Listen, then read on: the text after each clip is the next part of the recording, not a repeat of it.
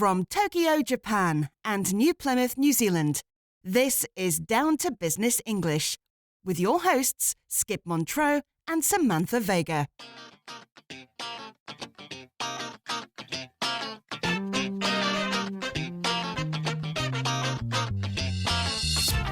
Samantha Vega, welcome back. Thank you. But what do you mean? I've been back from holidays for a while now. We've even recorded a bonus D2V episode together. Yes, I know, but those bonus episodes are only for our D2V members. Regular listeners, non-members, haven't heard from you since you and I reported on the oil boom in Guyana in D2V 412 back at the end of May. Has it been that long? I suppose so. So, how was your trip? It was good, thanks. Yeah, it was a trip to the UK, summertime. It was nice and warm there. We went specifically to the Isle of Man, which is a small island in the Irish Sea, just off the coast of Liverpool. Nice. Went there for the tourist trophy races. The tourist trophy races, I'm not familiar with those. What are they? Yeah, better known as the TT races.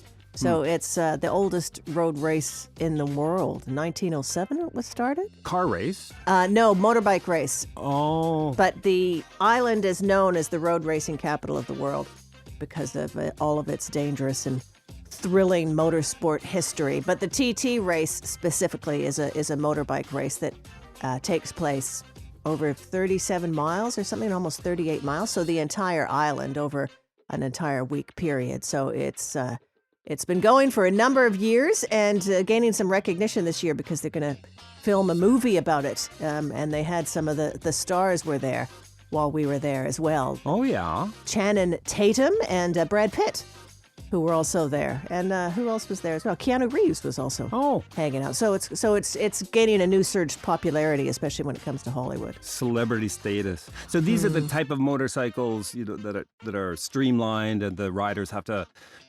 lean, almost touching the pavement with their knee when they're rounding the corner. That type of motorcycle. Yeah, most definitely. And narrow roads and, it's because it's around the island. So, you're right by houses, really narrow lanes. It's very oldie worldy. So there's, stone walls everywhere. It's very dangerous. So it's not on a race track. It's through the streets of the actual island. Yeah, through the streets in different areas. Okay. Could you get very close to the bikes? Yeah, you can get really close to the bikes. That's another reason why it's so dangerous. It's dangerous for the spectators as well. But you can also get into the pits. You can get up and close and personal. You can see the drivers. You can see everybody that works on the bikes and all of the instrumentation and the technology that goes into making them fast. That sounds so cool. It sounds like a great time. So I can only imagine that the technology and the cost required to keep those super bikes running on track is quite expensive. Oh, yes, I would imagine so. Yeah, they need sponsors, and they do put a lot of money into making the bike the best on the track. But Samantha, you don't need to buy a high-tech racing motorcycle to feel the sting of expensive hardware these days. Have you tried shopping for a basic laptop or smartphone recently? Actually, funny you say that because, yes, I have been looking for a laptop. A fairly inexpensive one. It doesn't need to be super flash. I had a bit of sticker shock, though, when I saw the prices. They were outlandish. Yeah, same here in Japan. And there is a very specific reason for that price increase. So what would that be? A major shortage of memory chips. A global crisis, in fact, that has been dubbed RAMageddon. RAMageddon, that's catchy. Random access memory-ageddon. That's right. So does that mean it's the end of the world for RAM memory? It's not. Still, that doesn't sound great. And today on Down to Business English, we are going to look at the nuts and bolts behind this crisis. We're going to look at the historical cycle of the memory chip market, what is creating this current shortage, and what the consequences will be on all of us consumers and businesses. All right, let's get to it. Yes, let's do it. Let's get D2B, down to business, with the global memory crisis and the reality of RAMageddon.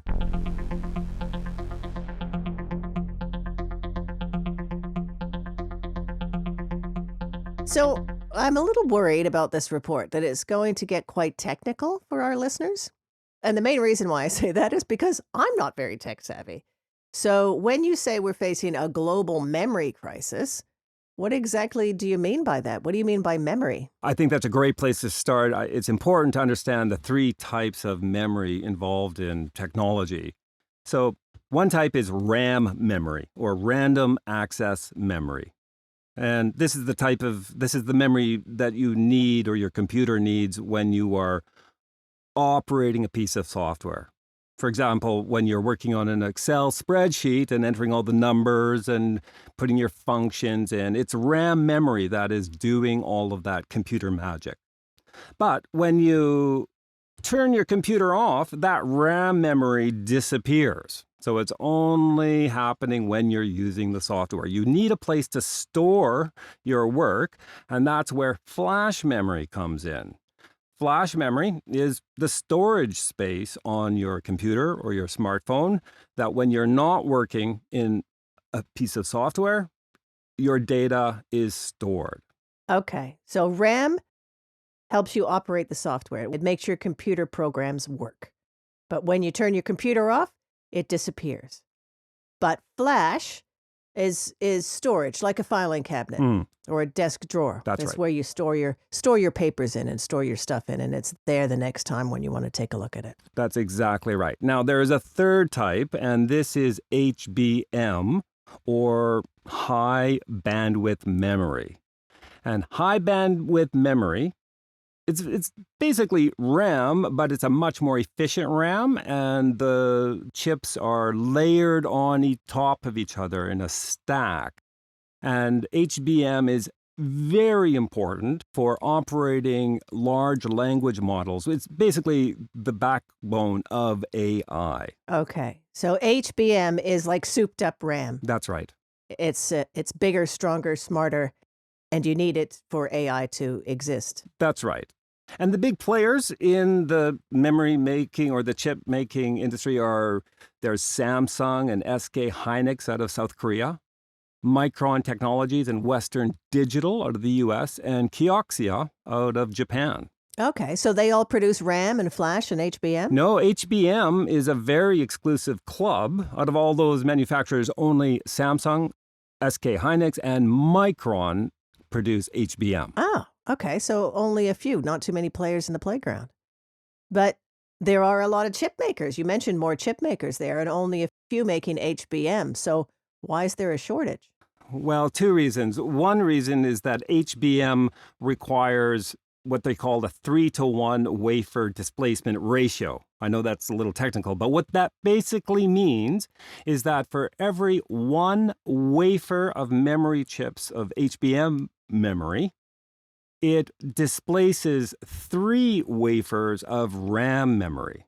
What do you mean by displacement? Displacement means to make one wafer of HBM memory, it pushes out the resources or takes up the same amount of resources it takes to make 3 RAM. So if you make one wafer of HBM, you cannot make 3 wafers of RAM. Okay, so it's moved to the market. Now, add on to that with the growth of AI and the spike in demand for AI products, the big hyperscalers, Amazon Web Service, Alphabet, Meta, Oracle, Microsoft, they have invested up to $800 billion this year in building data centers that require a lot of HBM memory. This has encouraged chip makers to move away from making RAM and flash and putting their resources into producing HBM memory. Okay. In fact, Micron recently announced that they were shuttering or closing their entire consumer memory brand called Crucial and allocating all of their resources into making HBM. So, out of Micron, no more RAM as of the end of February 2026. Okay, so the big behemoths in the AI space have gobbled up all the RAM for their tech. Consumers, we're the ones that are missing out. Is this going to change? I'm afraid not. This is not just a temporary shortage. In fact, the fundamental way in how the memory supply chain works is completely distorted. Historically, the semiconductor and memory chip industries have followed a volatile but very predictable boom and bust cycle. And there were 4 distinct phases to it. There was the demand spike phase, when an increase in market demand for memory caused prices to climb quite quickly. And the manufacturers would respond to this by expanding their capacity, by building new fabrication plants or fabs. Now, it took some time to get this capacity online, but once it came online, the market would be flooded with a big supply of memory, which would lead to the 4th phase, which would be a price collapse. And this typical cycle would take about 18 months. Okay. There's a lot of industries like that. Your typical supply and demand business model. Construction's a big industry that happens to regularly. Very similar. But that traditional rhythm is now broken with the introduction of high bandwidth memory for these data centers. So what's the impact on businesses that need RAM? How are they coping? There's a big impact.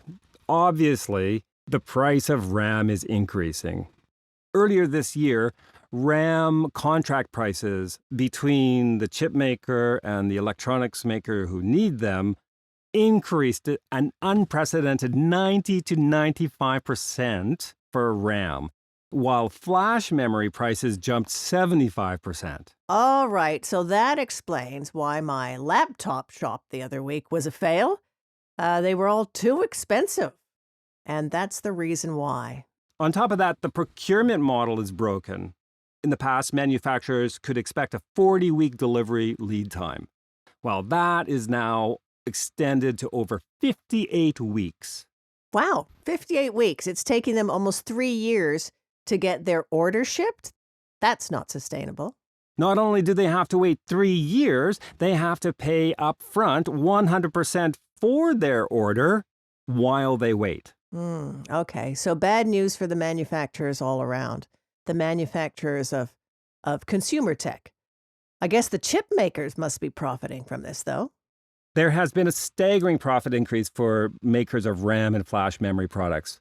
Just for example, Samsung, in the second quarter of this year, reported $59 billion of operating profit. That is a 19-fold, or get this, 1,800% increase over the second quarter last year. Wow, $59 billion. That's a lot of zeros. Which in the long run equates to one big fat zero for the consumer because we're the losers. Yes, we are. It doesn't matter if it's a piece of electronics, a car, medical equipment. If it needs any type of computer memory, the price is going up. Making me a bit depressed. I need to go ask my boss for a raise this week to pay for all of this. Well, good luck with that. But in the meantime, I think it is time for us to get D2V down to vocabulary.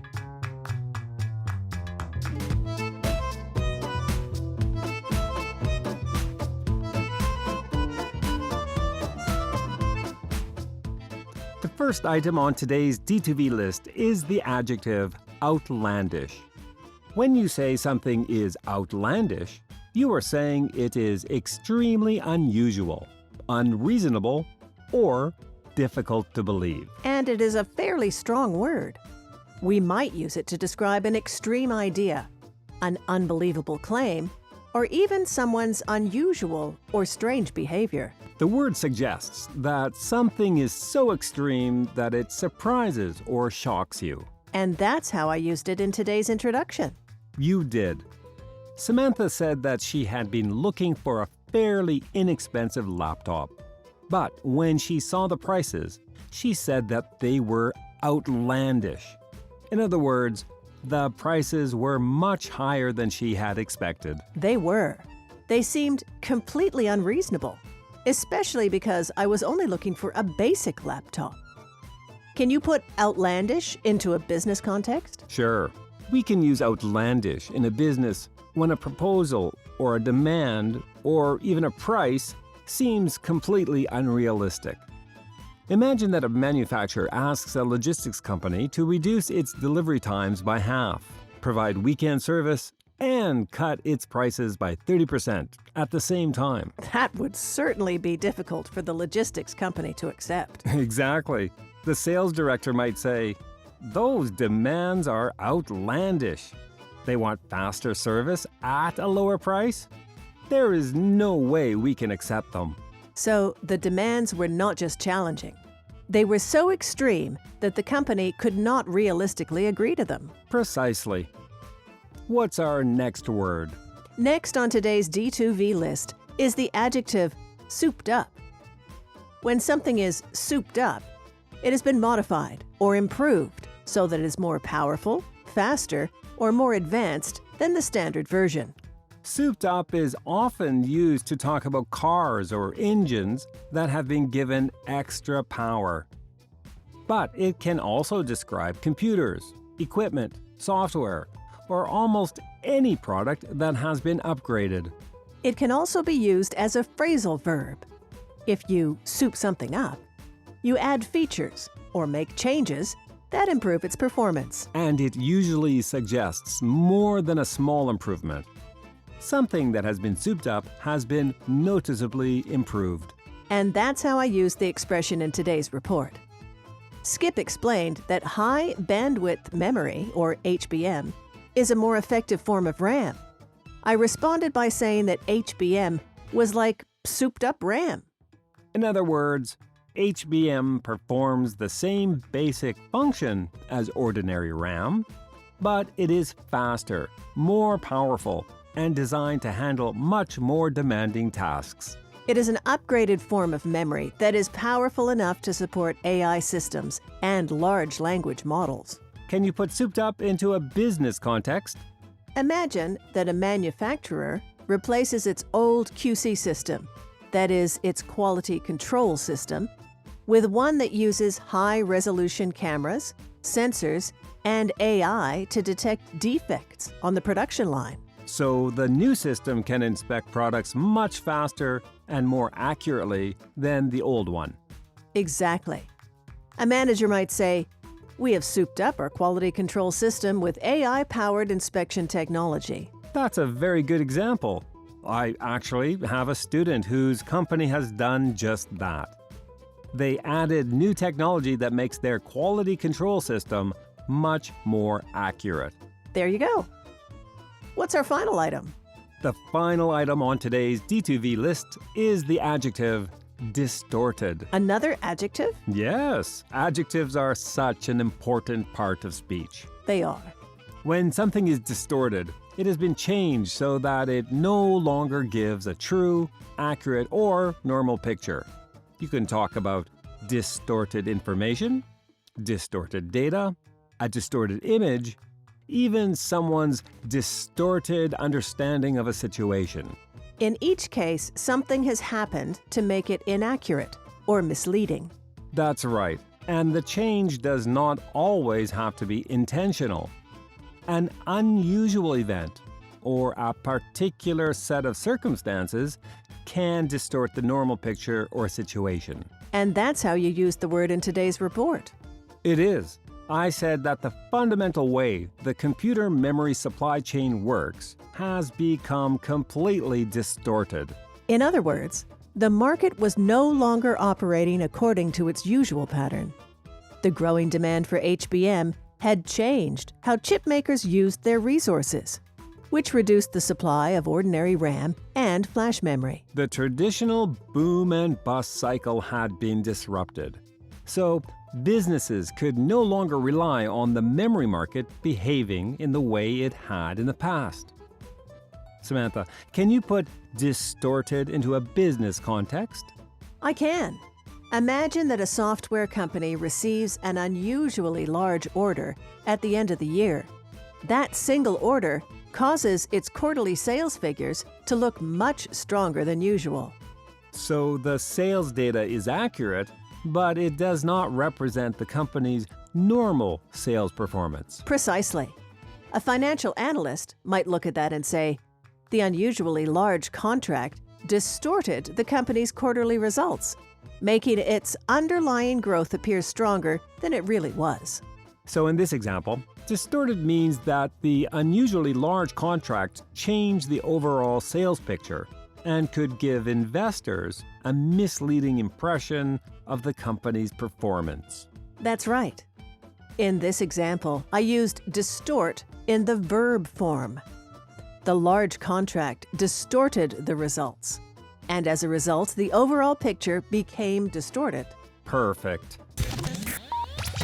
Would you like to help Down to Business English reach more people wanting to improve their business English skills? Follow Down to Business English on Apple Podcasts, YouTube Music, Spotify, or any place podcasts are found. Leave a rating and a review and tell everyone how much you enjoy the show.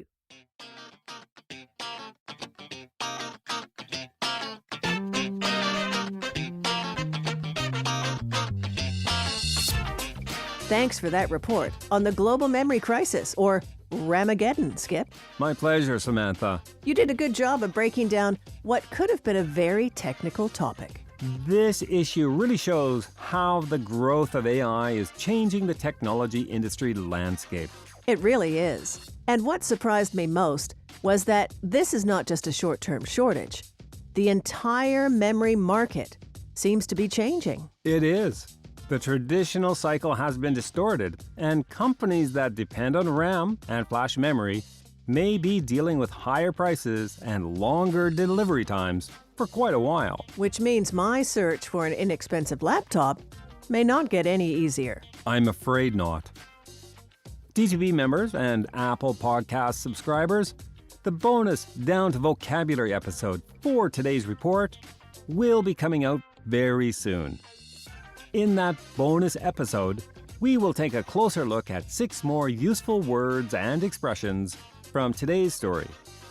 To gain recognition, to displace, to gobble up, to cope, to be unprecedented, and in the long run.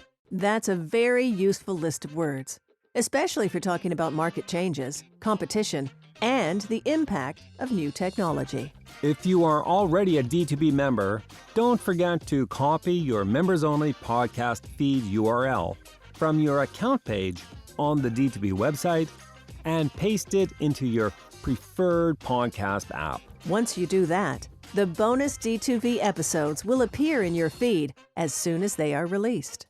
And if you subscribe through Apple Podcasts, you don't need to do anything. The bonus Down to Vocabulary episode will appear automatically in your Apple Podcasts feed.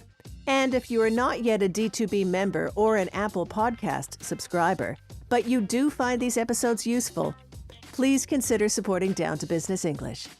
To become a D2B member, go to d2benglish.com/membership and sign up today. That's D, the number 2, B, English.com/membership. And to subscribe through Apple Podcasts, just open the Down to Business English show page in the Apple Podcasts app and tap the subscribe button. Thanks for listening, everyone. See you next time. Take care. Down to Business English. Business news to improve your business English.